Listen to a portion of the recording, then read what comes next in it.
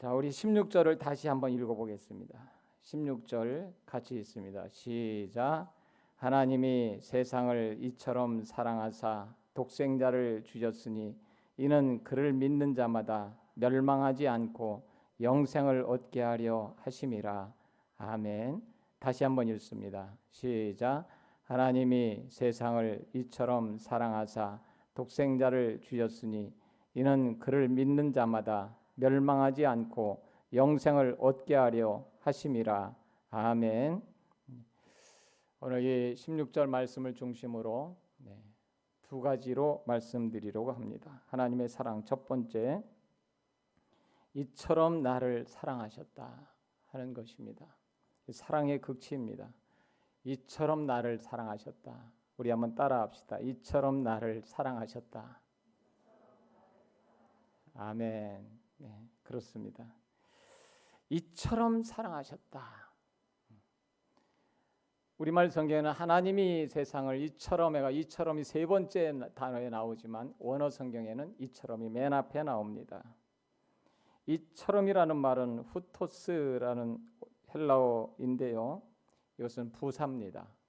부사라는 얘기는 앞에 문장이 있기 때문에 그 문장을 꾸며준다는 이야기입니다.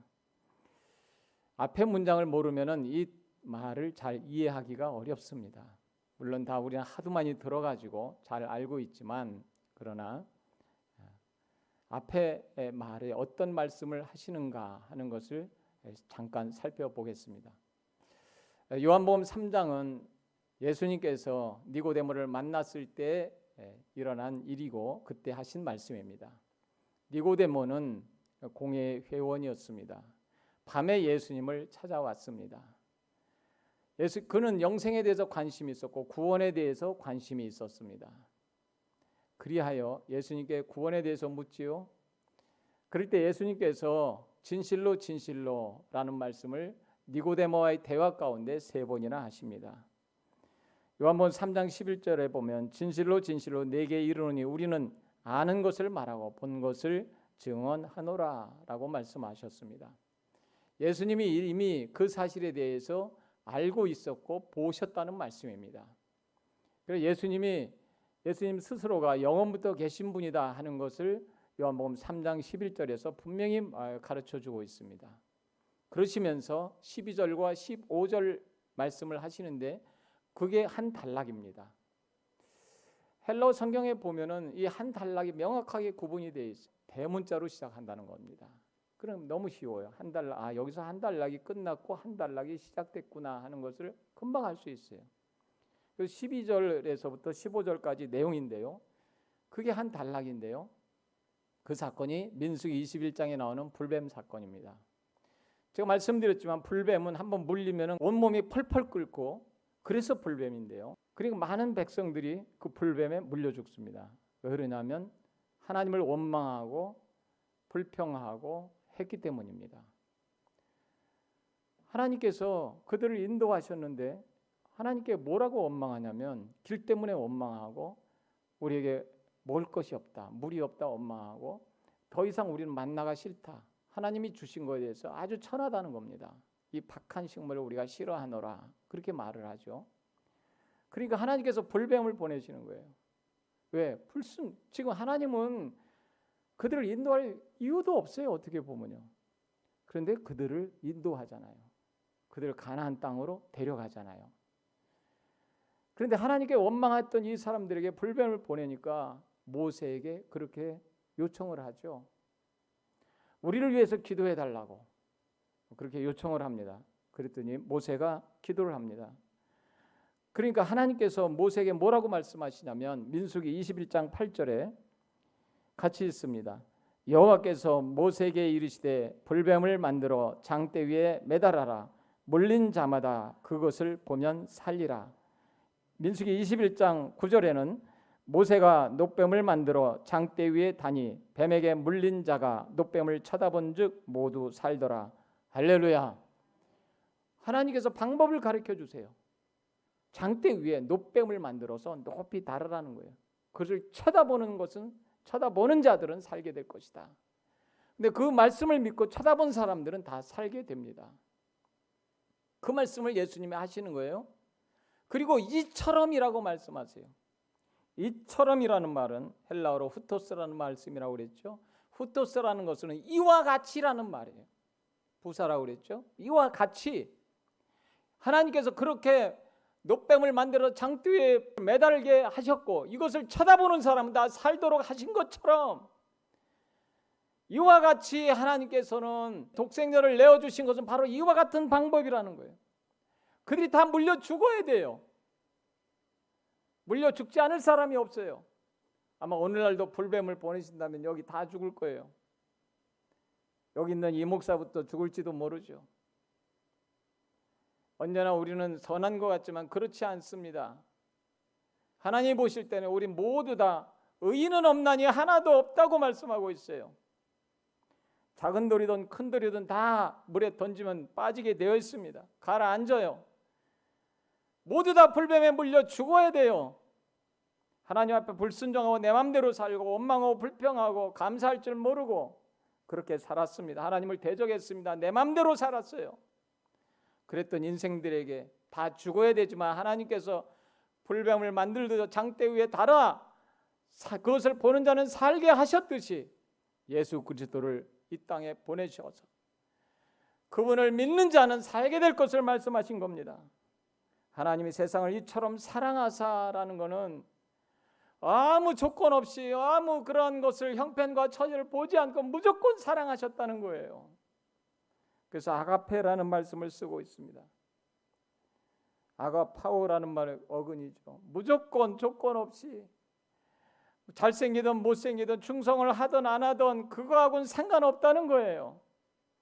하나님은 무조건 그렇게 사랑하셨다는 것입니다. 하나님의 위대한 사랑입니다. 하나님은 위대하신 분인 줄 믿으시기 축원합니다. 사랑하사 이와 같이 사랑하셨고 독생자를 주셨다고 말씀하고 있습니다. 독생자는 단 한 번뿐인 귀하신 분을 의미합니다. 독생자를 죽는 데 내어주셨습니다. 자식을 내어주셨습니다. 에도켄이란 말인데 아무 대가 없이 그냥 주었다는 겁니다. 여러분 살아오면서 지금까지 남에게 뭘 줘본 적이 있나요? 자기 자식 말고요. 자기 자식에게 주는 거는 하나도 안 아까워요. 그래서 얼마든지 줄 수 있어요. 여러분 인생을 살아오면서 자기 자식 말고 친척 말고 남에게 뭘 줘봤나요? 얼마를 줘봤나요? 또 무엇을 줘봤나요? 아마 준 것보다는 받은 게 더 많을지도 모릅니다. 우리는요 죽을 인생이라는 걸 먼저 인정해야 돼요. 그렇지 않아 하나님의 사랑에 대해서 알 수가 없습니다. 나는 멸망받아 죽어서 저 지옥에 떨어져야 될 인생이구나. 그런데 하나님이 나를 사랑하셔서 아무 조건 없이 가장 귀한 독생자를 내어주시고 나를 살리셨구나. 이 믿음의 길을 축원합니다. 그 다음에 하나님의 사랑 두 번째는요. 첫 번째는 이처럼 나를 사랑하셨다. 사랑의 극치를 보여주는 것이고요. 또 두 번째로는 영생을 주시려 함이었다. 사랑의 이유입니다. 우리 한번 같이 따라하도록 하겠습니다. 영생을 주시려 함이었다. 그렇습니다. 한 문장이 끝나고 접속사 시나라는 단어를 예수님이 쓰셨습니다. 이 단어는 그러므로라고 번역해도 괜찮습니다. so that의 의미가 있습니다. 무엇 하도록 왜 이와 같이 하나님께서 독생자를 내어주셨는가? 그것은 영생을 주시려 함이었다는 말씀입니다. 그럼으로써 그를 믿는 모든 자에게 멸망하지 않고 오히려 영생을 얻게 하심이었다 하는 말씀입니다. 우리가 받을 형벌이 어마어마하게 크기 때문에 멸망하지 않고 영생을 얻게 하려 하심이라. 여기서 멸망이라는 말은요 참 무서운 말입니다. 끔찍한 죽음을 의미합니다. 이 단어를 마태복음 2장 13절에 똑같이 쓰고 있는데요. 아폴레타이라는 단어인데요. 헤롯이 아기를 찾아 죽이려고 거기서 죽이려 했다 하는 것이 바로 이 단어를 썼는데요. 끔찍한 죽음입니다. 여러분, 지옥보다 더 끔찍한 곳은 없는 줄 믿으시기 바랍니다. 그냥 지옥 하니까 지옥 뭐 좀 힘든 데겠지. 사탄과 영원토록 꺼지지 않는 불에서 고통받으면서 이를 갈며 울며 이를 가는 곳이고, 그곳에는 물 한 방울도 얻을 수 없는 곳이고, 그것도 10년, 20년, 100년, 1000년이 아니라 영원토록 지옥에 고통받는다는 것을 생각하면 얼마나 끔찍합니까? 있을 수가 없습니다.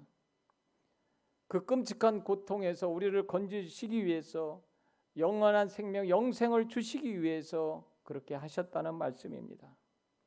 하나님의 사랑은 이루 말할 수 없습니다. 멸망으로 가는 자를 부모라면 안타까워할 수밖에 없죠.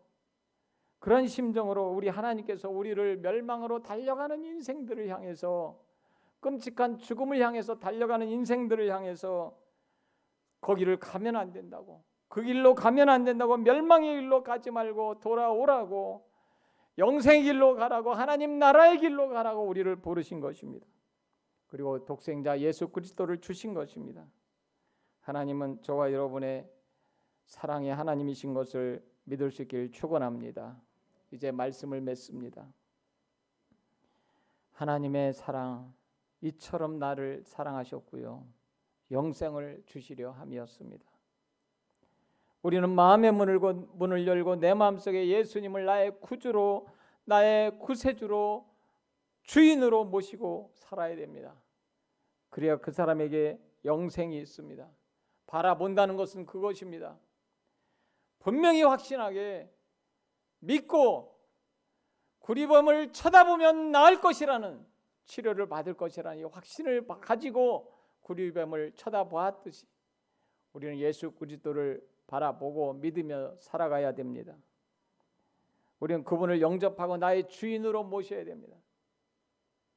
여러분, 주인이 아니면 안 돼요. 주인이 되어야 돼요. 그분이요. 내가 주인이면 그건 구원받은 사람이 아니에요. 내가 마음에 모셔야 됩니다. 하나님이 주인이어야 돼요. 예수님이 주인이어야 돼요. 할렐루야. 요한계시록 3장 20절에 볼지어다 내가 문 밖에 서서 두드리노니 누구든지 내 음성을 듣고 문을 열면 내가 그에게로 들어가 그와 더불어 먹고 그는 나와 더불어 먹으리라 말씀하셨습니다. 우리의 생명이 있을 때가 기회입니다.